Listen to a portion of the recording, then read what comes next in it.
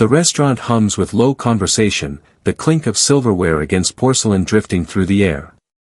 Dim lighting casts soft shadows over the white tablecloths, creating an illusion of intimacy that hides the betrayal rotting underneath. I sit alone at the bar, whiskey untouched, eyes fixed on the couple tucked into the corner booth. My wife. Her lover. She leans closer, her laughter soft and musical, her eyes bright with desire.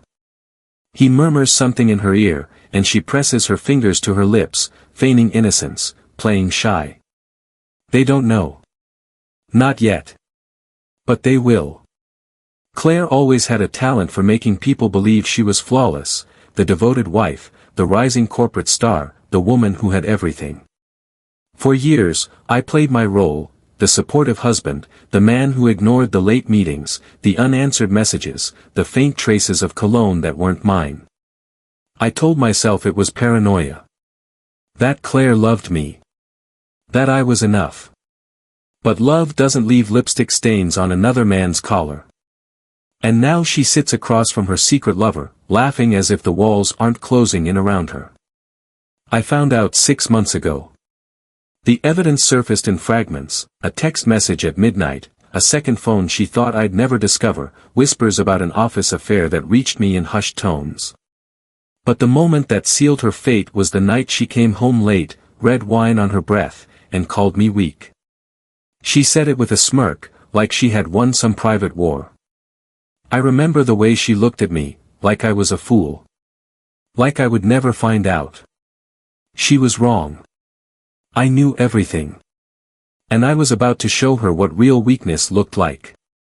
I started small. A password here, an email there. A quiet infiltration into the life she thought she controlled. Claire and her lover, Daniel, believed they were careful, burner numbers, encrypted messages, secret rendezvous. But they underestimated me. I tracked everything. Their dinner reservations, hotel stays, the lies she fed me so easily. Every late meeting documented. Every excuse recorded. I gathered evidence like a surgeon preparing for an operation, precise, methodical.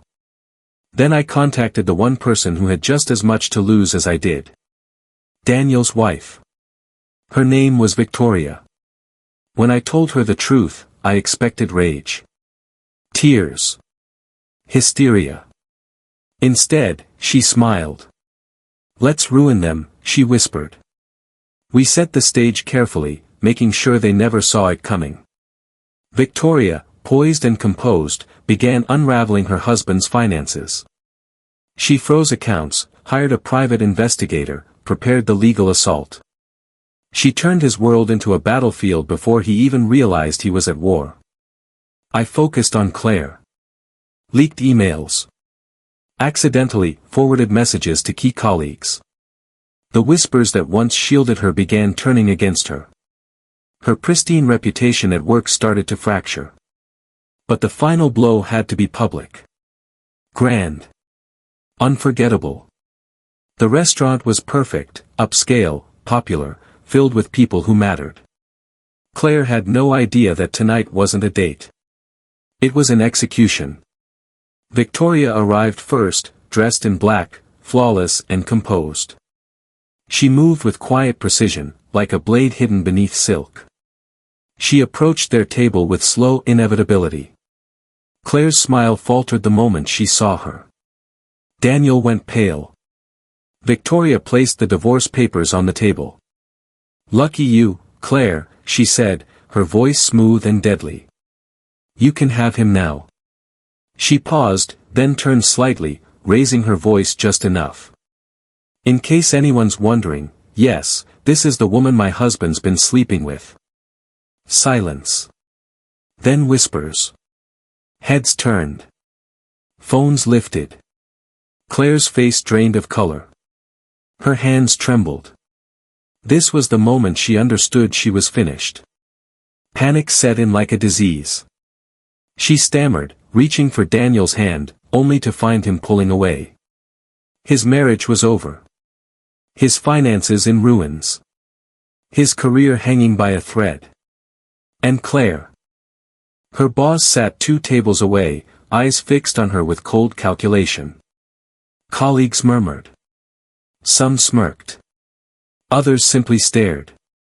She stood too fast, knocking over her wine glass. Red liquid spilled across the table, spreading like blood.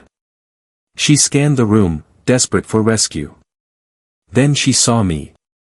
Still at the bar. Watching. And she knew.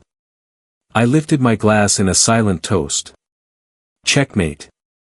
Claire left the restaurant in disgrace. By morning, the emails I had accidentally sent would be circulating through her company. Her promotion, gone.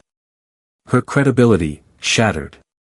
Victoria walked out victorious, leaving Daniel in the wreckage of his own choices. And me? I walked away clean. Free. Untouchable. Some might say revenge is petty. I call it justice. Claire thought she had everything. It turns out she had nothing.